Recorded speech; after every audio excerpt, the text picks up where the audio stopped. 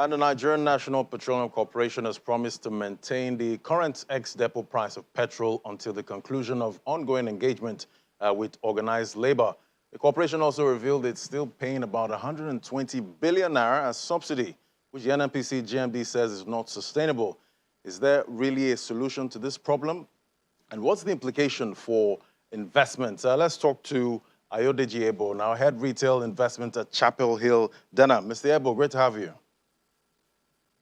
And thanks for having me. Good morning.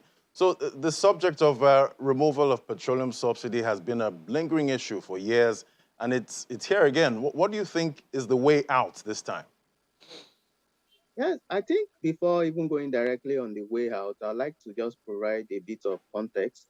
And if we look at the subsidy payment, if you government have been spending at least above 1 trillion naira annually on subsidy. And when you look at based on current records, it may look it's unsustainable. Then if you also look at those that even benefit, so there's the data out there that currently we consume about 60 million liters of petrol per day, and I think that doubled. It used to be around 30 million liters, and one of the major reasons for that is also the export to or the smuggling to neighboring countries. So when you look at it, it means that if government has spent about 1 trillion naira on subsidy, it means we subsidized fuel with about 500 billion for our neighbors due to smuggling. So it's really a very tough one. So when you look at how sustainable it is, I think that the major issue here is this is coming at a time when things are really very difficult. Inflation rate is around 17.33% as of February. Unemployment rate as high as 33%. And you look at the direct impact of what increase in fuel prices, what it has on commodity prices, energy costs. Most SMEs provide their energy through the use of generators. You also look at transportation costs. So it has significant impact such that inflation will move significantly and Nigerians become more miserable. So I think if coming to what the way out would be is that government may in their engagement is government should try to be able to paint a scenario where the savings from the subsidy would be channeled into more productive areas that would be like I won't say palliatives, but areas where even the masses will feel most of the impact. For instance, when you look at the transportation, how if we are going to use that over, we have estimated about 1.6 trillion may be spent this year if government keeps paying subsidy. What can we do if we channel that? How can that reduce the cost of transportation if we channel that into rail? So when Nigerians and also the major stakeholders begin to see that there's a deliberate effort in terms of what the savings would be and what the long-term impact and the implication would be on their welfare, then the resistance would also be lower. But it's really a tough call, especially for Nigerians that we're just trying to also survive within the economy. Now, based on the rise in crude oil prices, do you think the federal government can actually survive the continuous payment of subsidy? Thank you. Very valid question. So when you look at the budget, you look at the estimated revenue at 7.9 trillion naira. And out of that, close to about 3 to 4 trillion has been estimated to be derived from independent sources, MDAs. Yes, government is trying to ramp up how they can reduce leakages and increase collection from that space. But when you look at past performance, it's always been around 50% or lower. So, and when you look at the budget deficit, which is also around 5.6 trillion, based on a 13 trillion naira budget. So it's very obvious that there is really no allowance for government to get this fund. So it's the only option is to increase. So when you have the budget deficit of about 5.6, it means deficit will go into close to 7 to 8 trillion, because we are not also very confident that the total 7.9 trillion naira targeted revenue for 2021 would be met. It's also susceptible to a lot of variables. So it's really very obvious that it is unsustainable. The payment of subsidy is unsustainable, but it's a chicken and egg situation. It's also very difficult for Nigerians to bear the full price. So when you look at current, if you do an estimate, even at 60 naira, $60 per barrel, it will be estimated to around 230 naira per liter. If it moves to about $80 per barrel, then it moves to close to 260 based on our estimate. So which is also very unbearable. So I think everyone will have to come to a middle ground and to see what is sustainable while we ramp up other options that we can use to reduce the importation and reduce that impact of fluctuation of prices on PMS. All right, Mr. Ebo, with this current trend, what would this mean for the investing public? Yes, I think for what you're looking at it from the part of the investors, so because there's still a lot of uncertainty within that space. Yes, we've heard there's the statement that the downstream sector has been deregulated. And what that deregulation means that independent importers can bring in and sell at their own price, which currently it's not being implemented. Also, if you also look at um, the PIB, the petroleum import bill, has not also been passed. We're hoping that by mid-year that would be passed. So because of a lot of the uncertainty within that space, we're losing a lot of investment to neighboring countries or to countries that have more favorable policy or clarity in terms of investment within that space.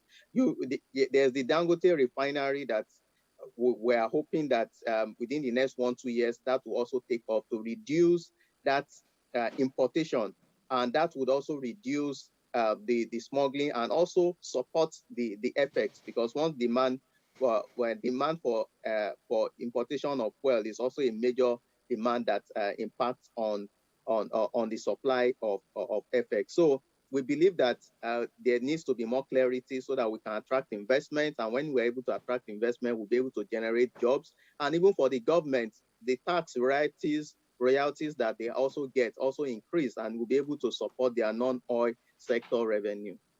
Now, talking about attracting investment, and we are in an environment where the inflation rate is galloping, currently at about 17%. And then for this PMS, it's currently estimated that it may reach up to 234 naira per liter. That is if the subsidy is eventually removed. Don't you think this is going to impact so much again on the inflation that, the central bank is trying to curtail? Yes, you are very right. And if the subsidy is fully removed, it's really going to it has very direct transmission effect on inflation. So you look at it from energy prices, which I spoke earlier about. Most people provide their energy, especially the SMEs, for businesses. So if the cost of providing energy to support their business increase, it means that cost of product will also increase.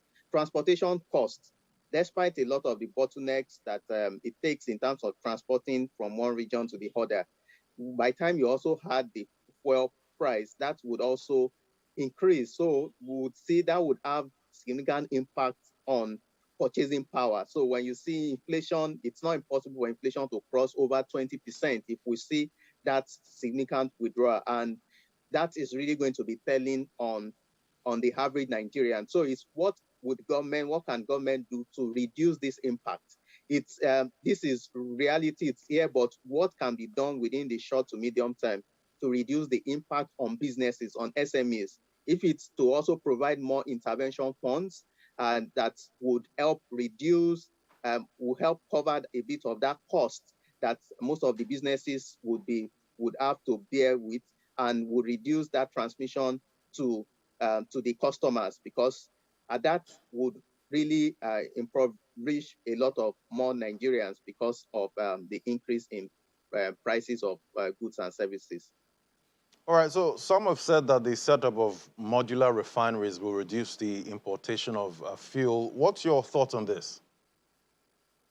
Yes, I totally agree. And going through the route of the modular refinery, when you look at, in terms of time to market, you look at the capital required, it's significantly lower.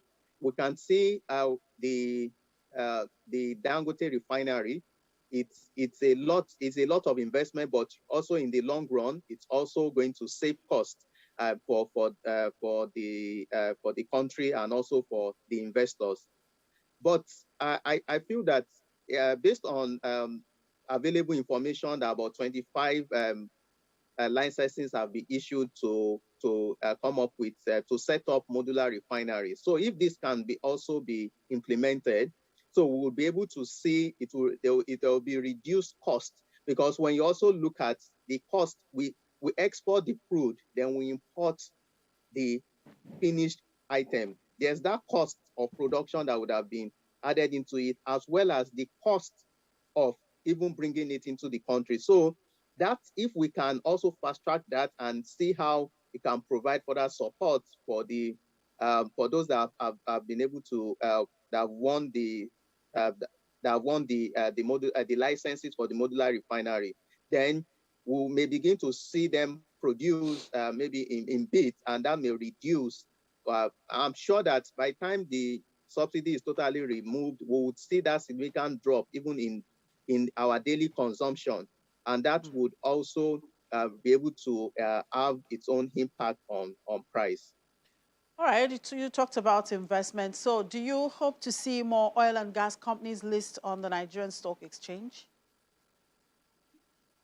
Yes, very interesting question, and where we'll be hoping. So when you look at the structure in terms of even the bank books, you would discover that oil and gas always constitutes top the most in terms of allocation, credit allocation to different sectors.